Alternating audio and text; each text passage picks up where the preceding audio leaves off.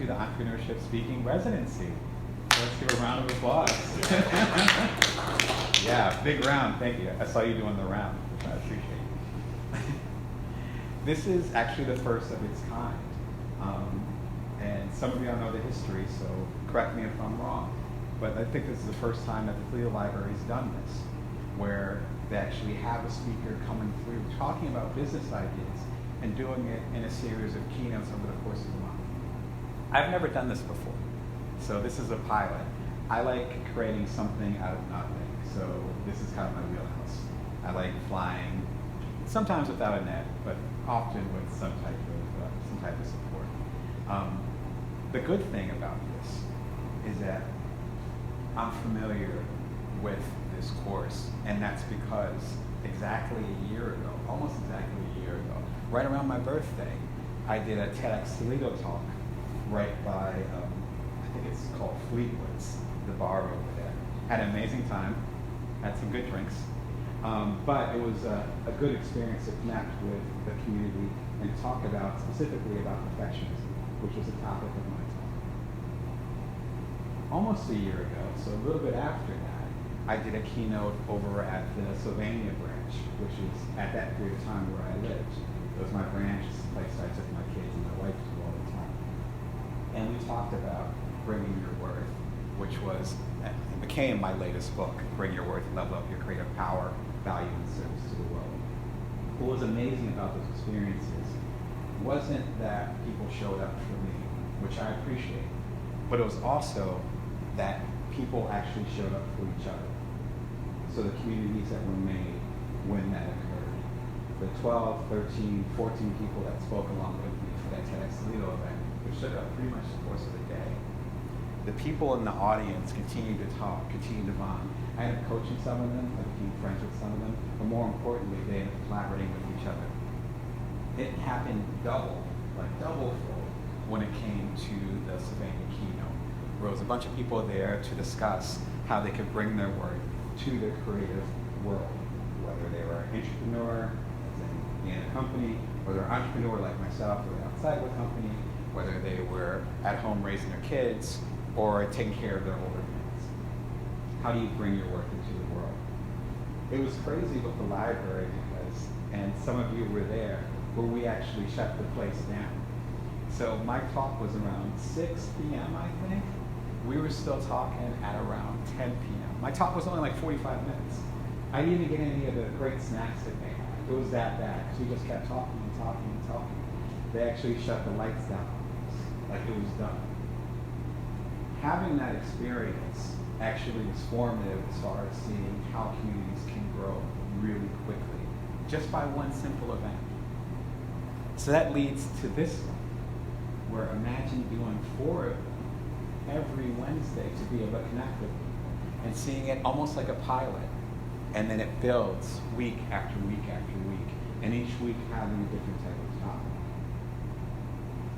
In my latest book, I talk about one of my favorite stories, and it's about spiritual warriors, specifically spiritual monks that were around in the Middle Ages. It sounds pretty obscure. Now, when you think of warriors, you might think of like shogun or a group of ronin or like cool people like ninjas and stuff like that. But they weren't those physical warriors. They were mental warriors, but they weren't physical warriors. They were more spiritual warriors. They fought with their heart. They fought with their, to a certain extent, with their mind. That's where their power lied. And so they would roam in groups at that particular time and help out with things. So if there was a castle that seemed to be unsettling or haunted, and the owner didn't want to go back, or if there happened to be a cave and there seemed to be some bad energy going on there, or there seemed to be a room in someone's house and it didn't seem right and they would need to be exorcised or something extreme like that. Stuff that would give chills down your spine. Now, I know people who are monks. Some of them are friends of mine. And you have the traditional loincloth, kind of like the stereotypical thing. And then you often will see a rope, right? Now, for some of them, it represents frugality, humility, kind of like a nun's version of chastity, that kind of thing. It represents humility and that kind of thing. For these monks, though, it actually represented something else. You see, they would go to these areas, and they could go on their own. They were totally fine going on their own. Again, they were powerful people, but they always went in packs. They never went separately. And the leader at that moment, the person who was going to go in, would get a rope tied around their waist. And then the rest of the rope would be slack, and it'll be held by the rest of the team. Kind of like a one-way version of tug of war. And so as the leader was going into this haunted cave, as they were crossing the moat into this castle, as they went into this room that no one else wanted to go into, as they crossed that threshold, of course they had to do it alone, but they had support. They could do it alone, but they had support. One of the things that I found in having events like this, in having a community gathering, is to hold a space so that people can know where their rope is. Where's your support? If you're doing something as an individual, if you're trying to create a dent in the world, you're going to have to do it alone. No one's going to care as much as you do. But you got to have your rope. With the events that happened a year ago, with the TEDx Toledo opportunity, as well as with the beautiful experience that we had over at the Sylvanian Library, it was an opportunity for many of us, including me, to find our rope. How are we going to go and make a change in the world, make something out of nothing, without having that support? And so there's a certain weight, a certain strength that we have in those numbers. So I'm really excited about entrepreneurship speaking residency, because it gets the opportunity to really build those ropes. And it's going to be 4 different topics. The first one is how to know. The second one is how to show. The third one is how to grow. And the last one is how to bring your worth, roughly following the books that I've done over the past few years. Now, how to know, which we're talking about tonight, is how to know your idea actually makes sense. If you're like me, you have ideas when you're in the shower, or you're taking a walk, or you're taking care of your dog, or whatever you're doing. Whatever benign thing you're doing, that's when these brilliant ideas get. Well, which ones do you keep? Which ones do you spread to the world? Which ones do you put to the side? That's one, as far as how to know. How to show is when you know your idea is great, and it's going to make an impact in the world, but then you need to get it into other people's hands. So how do you explain it to other people? How do you get it to them? How do you spread that idea? How to grow, as you can imagine, is about scaling that. So then how do you build upon that? You got the idea. People are giving you feedback, and they like it. How do you get it to more people? And lastly, which will be our Tuesday event, Tuesday the 29th, will be how to bring your worth, which is taking all these things together and making sure you're showing up as your best self. Now, when it comes to knowing if your idea is worth pursuing, I found that it comes down to 3 basic things. And we'll talk about that tonight. The first thing is to do the simplest act. Number 1, do the simplest act. We tend to talk about moonshots. I'm part of the problem because I write for Inc. magazine. You can read my stuff at damonbrown.com. And so I'm part of the media complex where we talk about these big things. And it's like, well, sometimes you have to start really small to do the big things.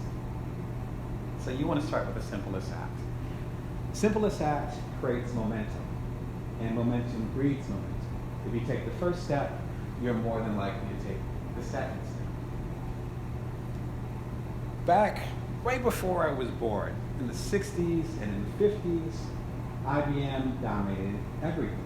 So if you're old enough, you remember that. You might not remember EES or Texas Instruments or those competitors because Big Blue was there.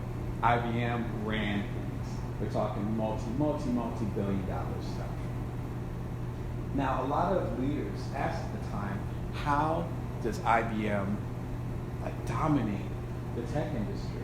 Because you have to remember 2 different things. First of all, this was before the time of home PCs.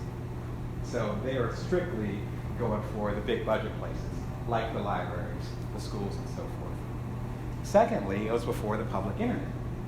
So you couldn't just get a Dell, go to Dell.com and download it or buy it or whatever. You couldn't do that. So this is all based on sales forces, all big ticket.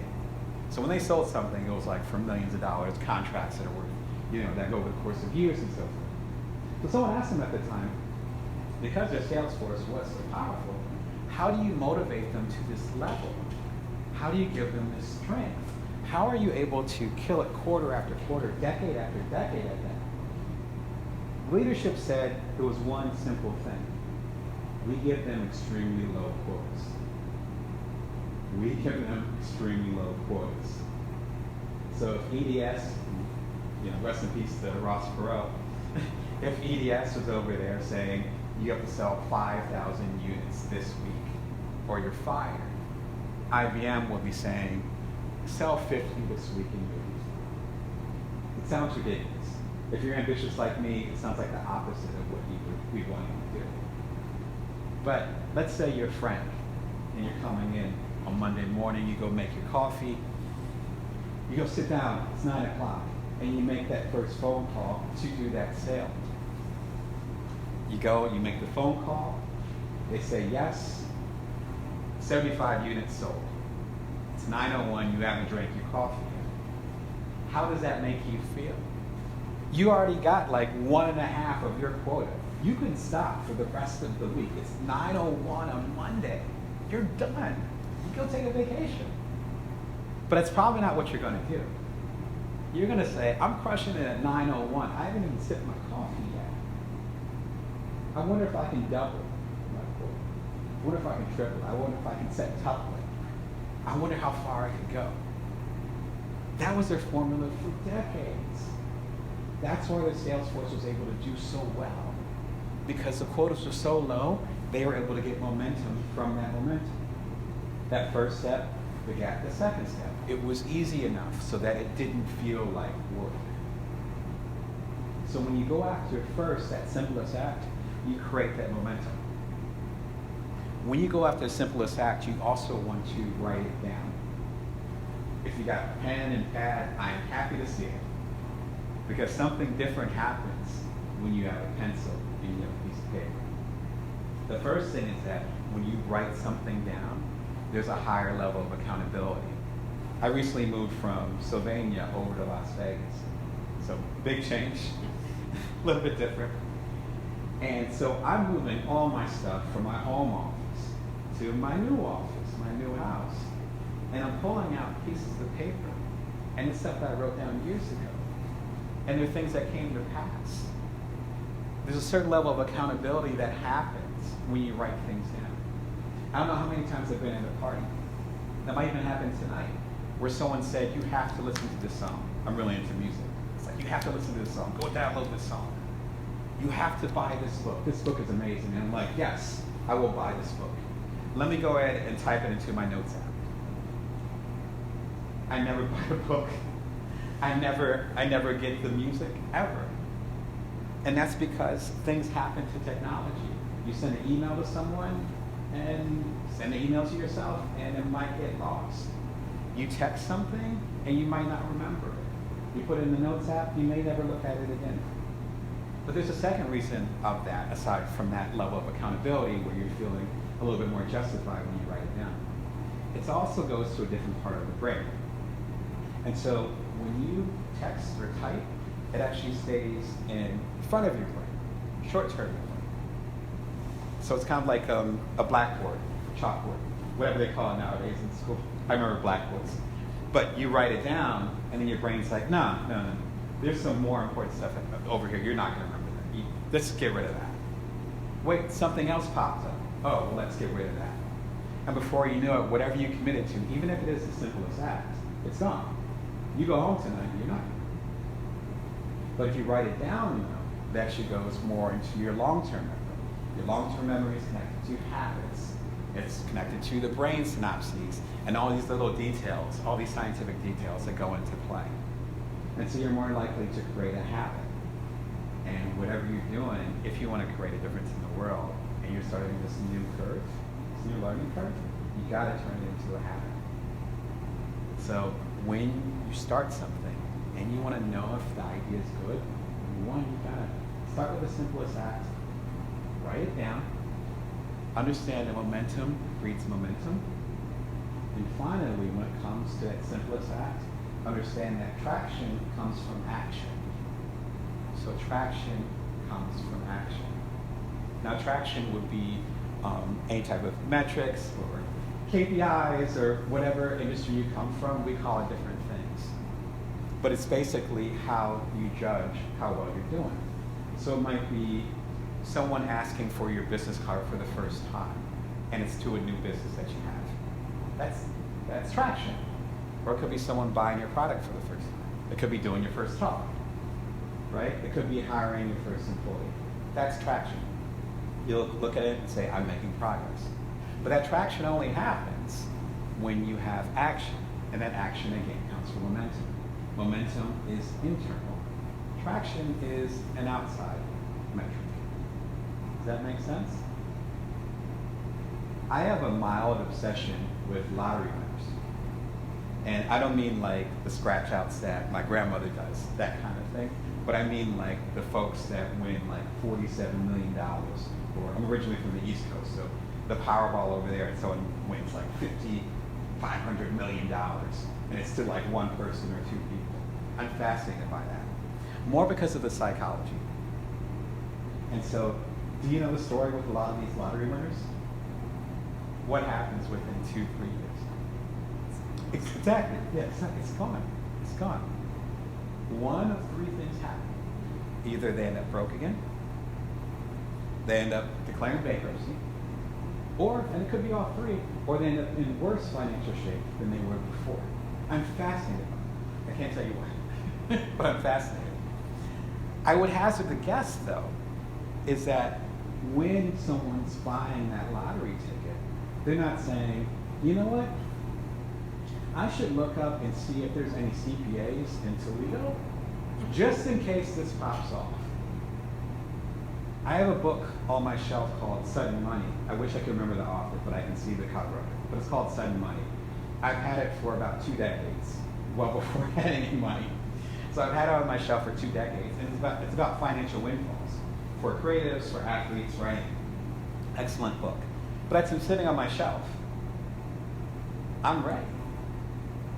So then the question is, when you get these opportunities to actually show, are you ready?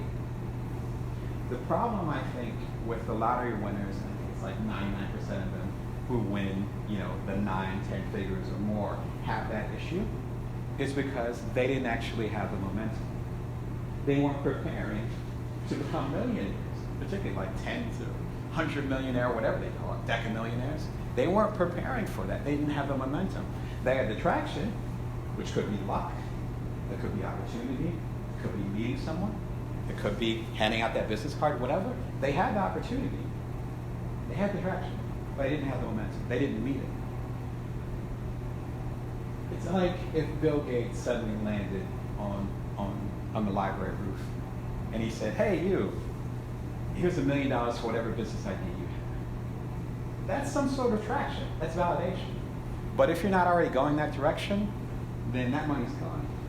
Or you'll just be confused. And so you have to remember that if you actually want to make progress, it can't come from internal. It can't come from external. Traction is external, but it can never create that momentum that you need, which is internal. But internal, that momentum, that can create traction all day. You got to start with the simplest act, and it has to come from you, not from someone else or something else. So number one, you want to start with the simplest act. Number two, you want to complete that act. Start with the simplest act, complete that act.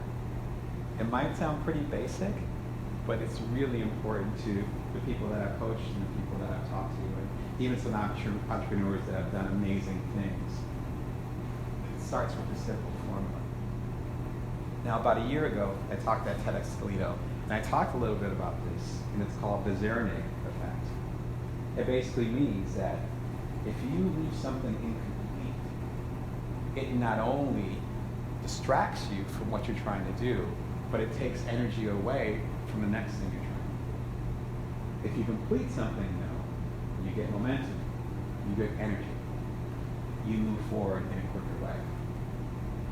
So understand that if you start something, and it's not that you put it aside and said, no, I'm not going to do that, but if you start something and you intend to complete it, but you don't, that's actually inhibiting you from moving forward on other things. It's not a passive thing. So it's so important to complete whatever you're doing. One of my favorite sayings is good may be the enemy of great, but perfectionism is the enemy of success. Good may be the enemy of great, but perfectionism is the enemy of success. In other words, even if you complete something and it looks janky and bad and rough, the fact that it's complete, kind of like the IBM example, as far as finishing that quota, that does something to us. The most productive people I know, the people who have done the most amazing things in their lives, they always finish. Even if it looks like it, they always finish. Second, when you're able to complete the act, you can actually get feedback. As I mentioned, I'm a coach. My thing is what I call non-traditional entrepreneurs.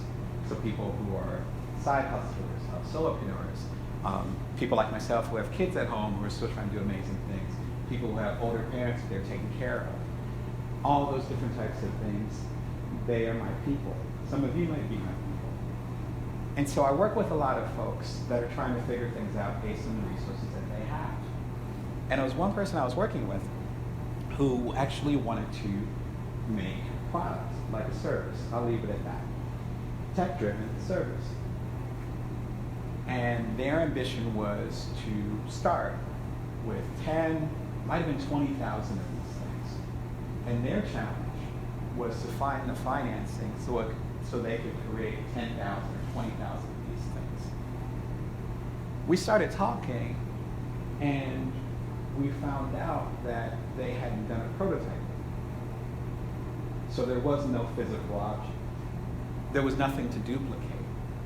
So instead of starting here, they were starting over here. But the fact that they were starting here prevented them from starting here. And that's why they were talking to me, because they didn't know how to start. There's two challenges when you don't actually complete something. The first challenge is that there might be crucial feedback that someone can give you to make your product or service better. As Seth Godin says, the most vulnerable thing you can say is, here, I made this, and to give it to someone. You have to cross that threshold. Some of us won't complete something because we're afraid of whatever feedback we'll get. I've been there. Every time I write a book or do a talk, I don't know how it's going to turn out. But you have to complete that. Like, you have to. There's no other way around that. And you end up getting feedback from that. The second thing is that you don't actually know if there's some type of fatal flaw or big issue before you replicate it. And so if you go and say, yeah, I'm going to invest my 401k into this new business. No, I actually don't have a customer yet, but I know it's going to hit big. Well, why don't you start with one customer and take a little bit of money and invest into that. Complete the act.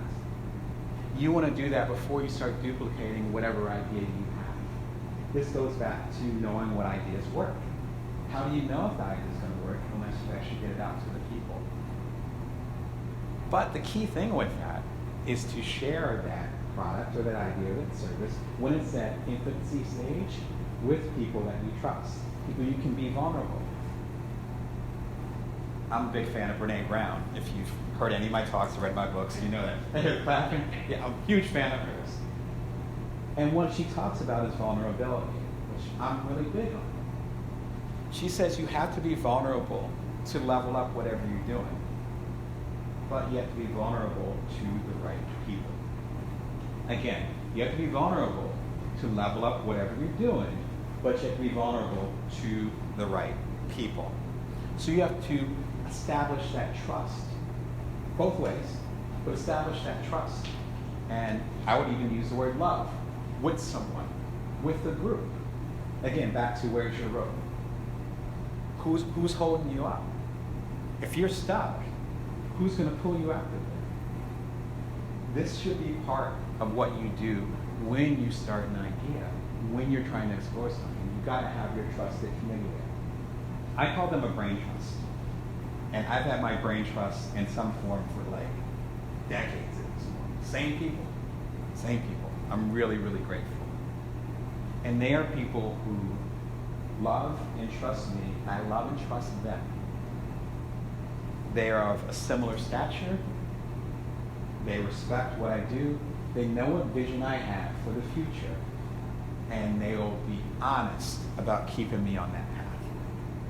Again, it's people that I love and trust, and vice versa, who are of a similar stature, who know what my intention is, and are committed to me staying on that path. Again, in a loving way. I can be vulnerable with them.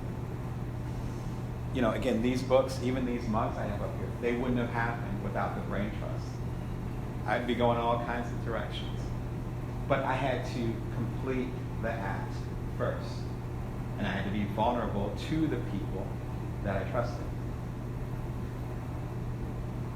So you do the simplest act, you complete it, and the last reason why you have to complete it is for you to do it all over again. This is a cycle. This is a process. You don't do this, complete the simple act and say, okay, great, I'm done. Now, it's the simplest act, so that's probably common sense that you go on to the next act. But it's important to understand why. I'm a big fan of Chase Jarvis. He's become a friend of mine over the years. He actually has a podcast called the Chase Jarvis Live Show. And he also is the founder of Creative Live over in Seattle and San Francisco. And it allows you to go online and take free classes from major heavy hitters. You know, it's like getting a writing class from Stephen King, that kind of thing, on that level. But it's creativelive.com.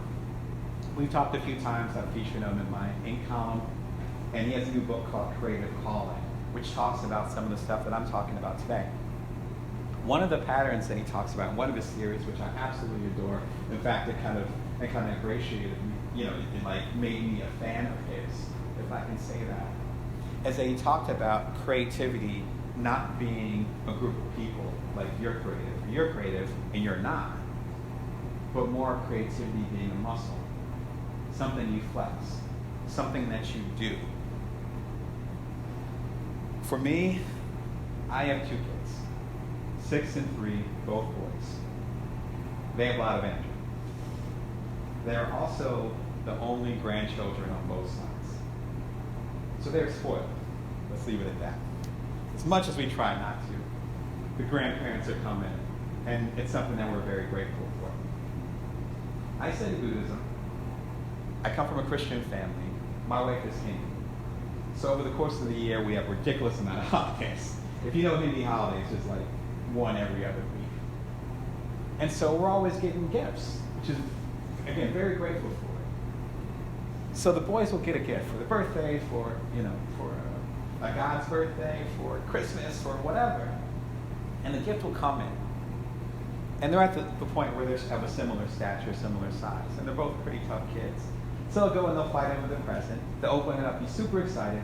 They take it out the box. They'll work on it from 5 to 15 minutes, max. Doesn't matter how complex. Daddy might have to get in there and help to put it together. And they push me out the way and they play with it for 5 to 15 minutes. You can do it like clockwork. And then what happens? Then they look at the box that it came in. They go over there. They grab my pens, my markers. I'm lucky I even have a pen to sign books up here because they take all of them. And they start drawing on the box. Well, they start arguing about what the rules are going to be for their spaceship that they're going to do with the box. And for the next maybe 2 hours, they're fighting, they're wrestling, they're playing with the box. And the toy is just sitting there. It happens every time. It's been happening for the last 2 years. Similar things happen to cats, if you have a cat. I don't know what the connection is, but just figured I'd throw it out there. But anyway, they play with the box. I think it's beautiful. I think it's absolutely beautiful.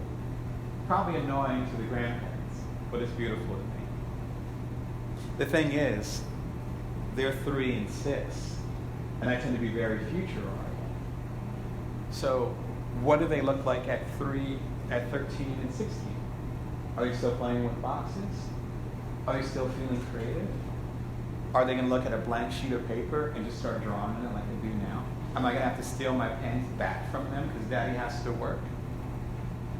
More importantly, a decade after that, can you imagine a 23-year-old and a 26-year-old fighting over a box about how creative they can be with it?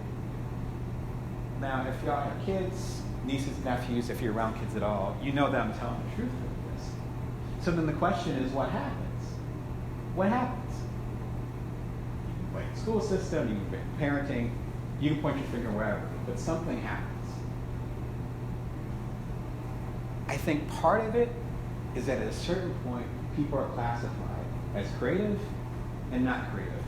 You have you're really into paint, you're an artist, you're creative. You like numbers, okay, well you're an accountant. You're not going to be a creative accountant. You're just going to be an accountant, go over there and be a CPA. No offense to accountants, but there's a level of creativity with all the things that we do, right? Whether we're a fireman or a woman, whether we're an actress, it doesn't matter. There's creative solutions everywhere, whether we're in a business, or it's corporate, or we're independent like myself. It doesn't matter. So that's Jarvis's theory. I would add on to his theory that creativity isn't just a muscle, but so is failure. Failure is a muscle. It's something you get used to over time.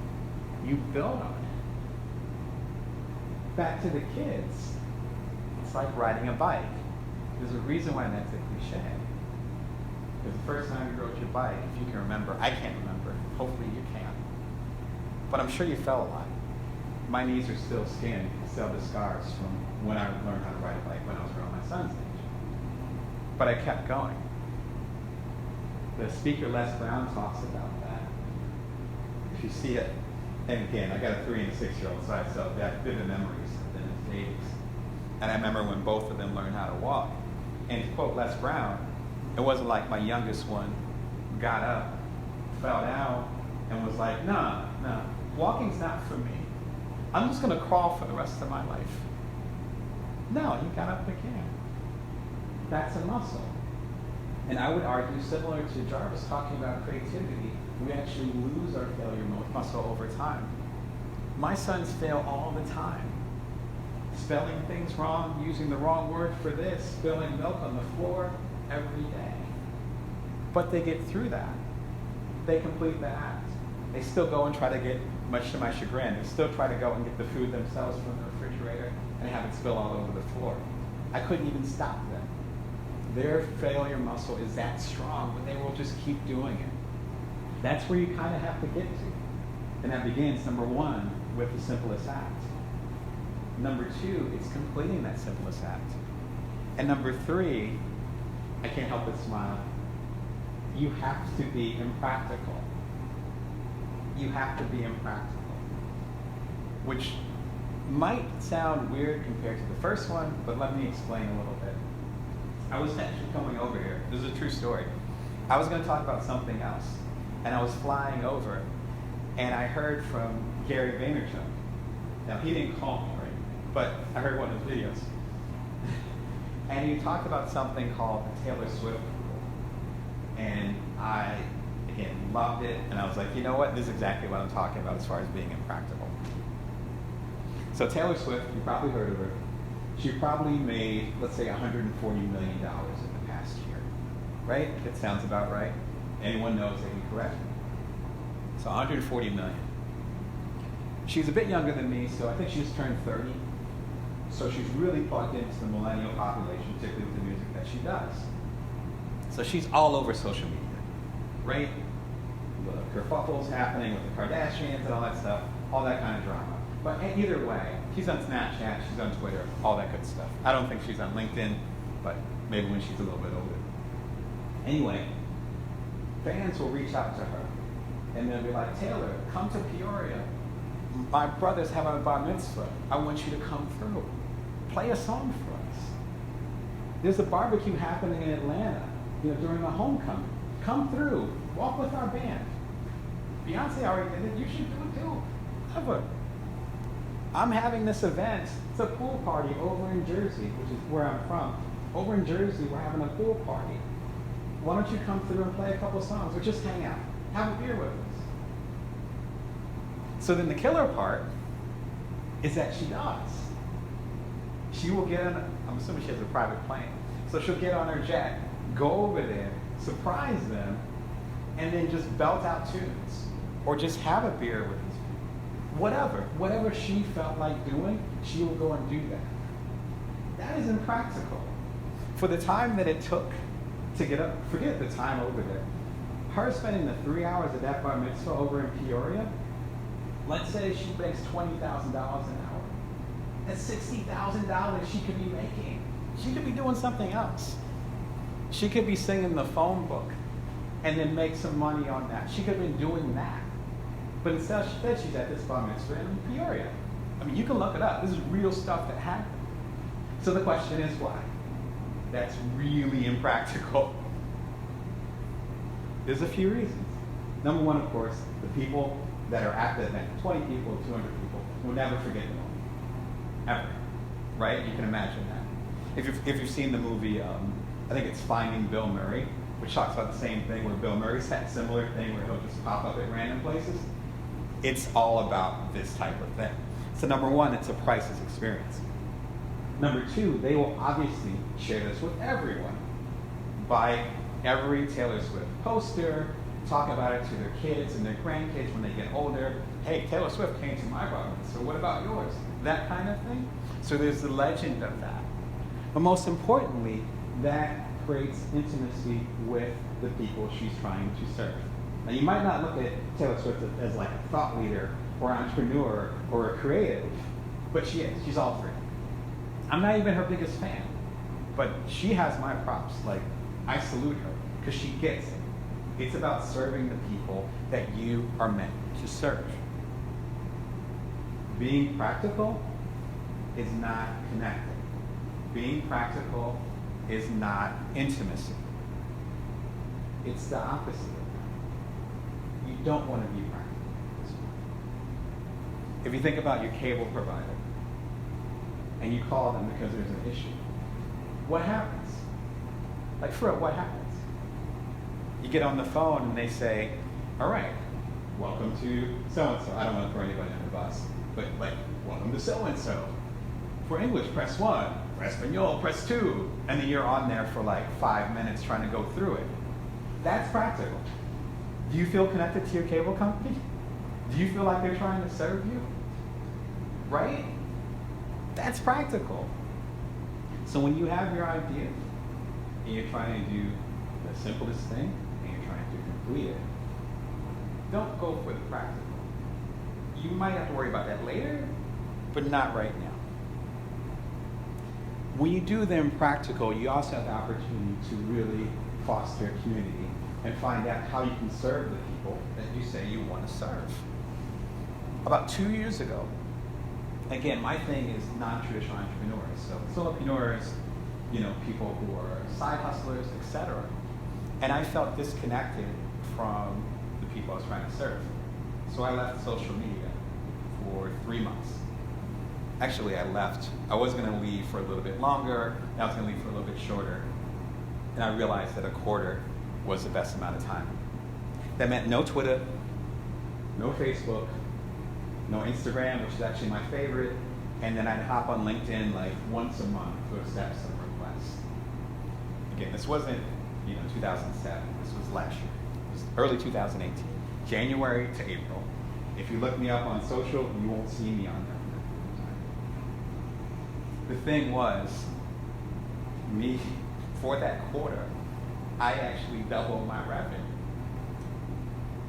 Again, I got off of social media and I doubled my revenue for that quarter. I actually did an ink column about it. Again, you can go to inkdamonbrown.com to read it. I was not expecting that. But there are a few reasons why that happened. First of all, when I ended up having something new that I wanted to do, I couldn't just say, oh, okay, let me do a 240, I think it was 240 character tweet, and just say, hey, I have a new coaching practice. or a new coaching package, and it's going to be better for you and better for me. Why don't you shoot me a DM or a direct message and let me know if you're interested? And I shoot that out to my, thousands of followers, people I'm connected with. It's like, okay, cool. Let me sit back down. No, I couldn't do that. Something had to shift. So instead, when I came up with a new coaching method, or when I had a webinar, I did a series of webinars during that period of time, I couldn't rely on social media. Instead, I was emailing people. And I was like, hey, how you doing? How's your business going? You good? How can I serve you? Hey, what's going on? Yeah, do you want to get a quick cup of coffee? I used to live in Sylvania, so it's like, you want to get a quick cup of coffee? Let's talk about your business. I can talk about what's going on with me. And then we go and connect and learn from that experience. I distinctly remember, again, it was from January to April, me being in my cozy home. Again, I work from home. Me texting or emailing or having a phone call with people and realizing, yes, let's go and have that coffee. And me running downstairs to my garage, turning on my car, warming it up, going down the street to downtown Sylvania, getting a coffee, sitting with them for like 2-3 hours. Just talking, not even the brain picking or whatever, which I'm not really into, but just finding out how I could serve them and then how we could serve each other. And then leaving the coffee, getting back in the car, going back home, and getting back into my work clothes. And that's all I did. That ended up making me better as far as serving the people I wanted to serve. So you got to connect with the very people that you're trying to help. If your main purpose is to serve, you got to talk to the people that you're trying to serve. There's nothing wrong with social media. Sometimes, though, that can create a layer, and we can forget about the other levels of intimacy that we can create.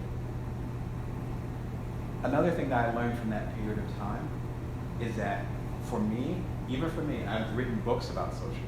I've written like 3 books about social media. Even for me, I didn't realize how much time I was spending on social media and not actually creating. Or as I talked about in a recent column, I spent more time consuming and less time creating. And suddenly, that spectrum went all the way to the other side. Because I couldn't be on social. So I was just making stuff. So it ended up being 3 webinars. It ended up being a new coaching practice or package. Ended up being me beefing up my email list, which got really, really big, at least by my metrics and standards. Again, back to the metrics and traction, because I was more engaged with the community that I was emailing with. I'm at joindamon.me if you want to join my email list. And that ended up becoming this thing, where that ended up being the main way I was connecting with people. Email, texting, phone calls. It also enabled me to understand, again, how I could serve the audience the best. And that's super crucial if you're going to make an impact with the idea that you want to change the world. The Impractical also gives you the opportunity to really scale. And when I say scale, I don't mean actually getting more product or more consumers or whatever those metrics are. What I mean is focusing on curating these experiences and getting them to as many people as possible. But first, that has to start with one. Again, back to the Taylor Swift rule. It has to start with one. I became an entrepreneur at the same time that I became a stay-at-home dad. So my wife went back to work. I had our 4-month-old, which is now, he's 6. And I was holding him in one hand and literally starting my first startup with the other hand. And it was an amazing ride. He was up at 6 a.m. and he'd be up from 6 a.m. to 6 p.m. My wife would get home for dinner. We'd do dinner. He'd be asleep by 7. We'd have some alone time, and then the whole thing would start all over again. When I say start all over again, I would start at 3:15 in the morning and work from 3:15 to 6 a.m. And then my son was the main focus for those 12 hours that I had. That was our experience, and my experience, for 2 years. I did my first startup called So Quotable, which allowed you to capture people's quotes and share them with other people. I don't mean quotes as in quoting Rumi, but if you said something amazing, I could write it down and share it with the public. That had a little bit of a buzz. It got me enough attention to do my first TED Talk up in Vancouver. that got the attention of two other people who were creating an app called Cuddler, which connected people for hugs. I became the third co-founder. We worked on the app over that summer. My son was just turning 1. We released the app on September 18th of that year, 2014. By September 25th, it was actually the #1 app in several countries. We were on the late night talk shows and morning talk shows. We had 100,000 users and 10,000 completed codes. All bootstrapped the whole thing. Both of that startups. It was an amazing experience. We ended up getting acquired about a year after we started, just after my son's second birthday. And that's why I'm into non-traditional entrepreneurs, because I am one. I lived in Silicon Valley for a little while. In so many ways, I don't match a Mark Zuckerberg or Elon Musk. I didn't go to Ivy League school and then drop out. I'm not white. There's a lot of differences between us. And so the ability to go ahead and create this space for non-traditional entrepreneurs, it stems from that. But the biggest lesson with that experience is learning how to scale that curation as opposed to just scaling. One of the rules that I came up with, as I was essentially CMO and I was also COO. So I was in charge of how we're going to launch the app, and I was also in charge of the day-to-day, how we're interacting with the consumers, the culture.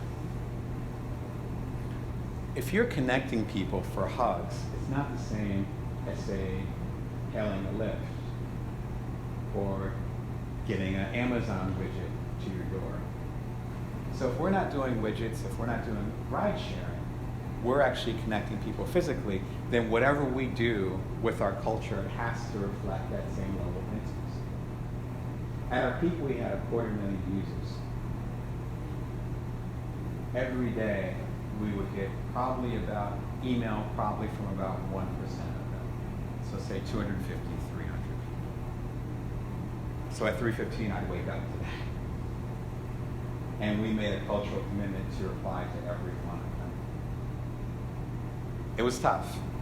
It's much easier to outsource that and to a Zendesk or whatever hot startups doing that nowadays. We got to get that out of here. But we had the #1 app in several countries, including America. We're one of the hottest apps in 2014. And me as a co-founder, I'm replying to everybody. Two things happened with that.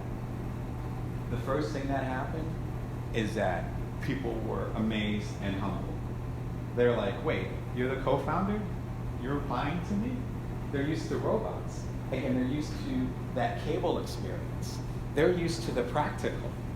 So that alone, they're like, oh, thank you. And that made me feel good because they appreciate the time that I put into it. So I had other stuff going on, including the baby. The second thing that happened is that I actually understood our audience on a higher level.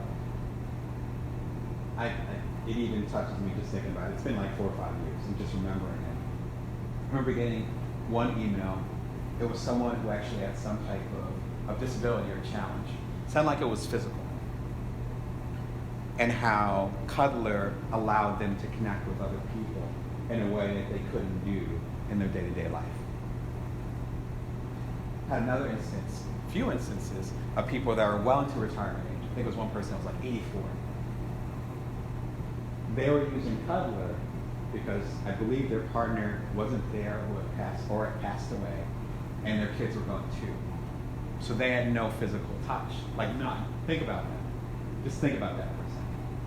If most of you are probably fortunate enough to have that in some form, even if it's a pet. This person that was emailing me didn't have that.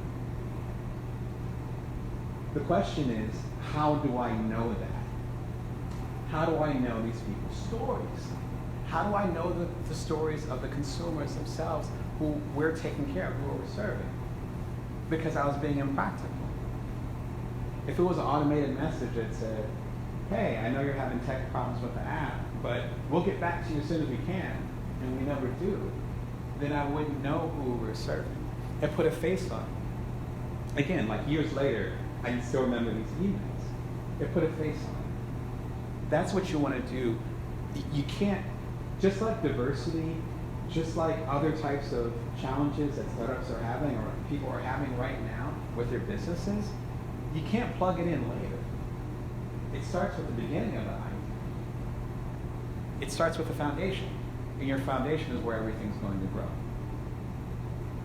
So when we were on the cover of the Wall Street Journal, when we were on the cover of the New York Times, within that period of time, it wasn't because we were fighting and saying, we're going to scale this company or we're going to make it the biggest company in the land. It was because we curated the experience for each and every user as much as we could. That in itself created that buzz and that comfort so that a 250,000 people came with us. When we ended up getting acquired, we didn't go and say, okay, we're going to go ahead and we're going to kill it, and then we're going to push for Google or Apple or one of the major companies to acquire us. We said, no, we want to push the cultural needle because there's a space here, an intimacy space, where you have Grindr and Tinder and all the things that were hot at the time. It's still a little bit hot now. This is 2014, so it's a little bit different world. But you had all these different hookup apps, but there's a certain level of coldness and remoteness to them. How can we bring warmth? How can we use technology and leverage it to connect people, truly connect people? And there would be this whole audience for that. And that made us attractive enough to be acquired. So our focus wasn't on scaling, but it was on curating the experience for each and every user as much as we could, and that caused us to scale. Do you see the difference? And so when it comes to understanding how to know how your idea fits into the marketplace, if it's something that's worth pursuing, the first thing you have to do is go after the simplest act. Momentum breeds momentum. You have to start moving forward. And I mean, if it's you spending $5 in 5 minutes getting a web domain based on the big idea that you have, you wasted 5 minutes and $5. You can do that. You got to take that first step forward. What you have to do, too, is actually complete that act. If you have something that's incomplete, that's actually going to distract you from moving forward. And it doesn't have to be perfect. In fact, if it's not perfect, then getting feedback from that completed act to help make it perfect. And lastly, you have to do the impractical. So don't worry about replicating it 1,000,000 times. As one of my coaching clients said, don't worry about the replication. Worry about creating that intimacy, that connection with the person that you want to serve. You do that, and then that success will come more naturally than you just trying to do the practical thing from the beginning.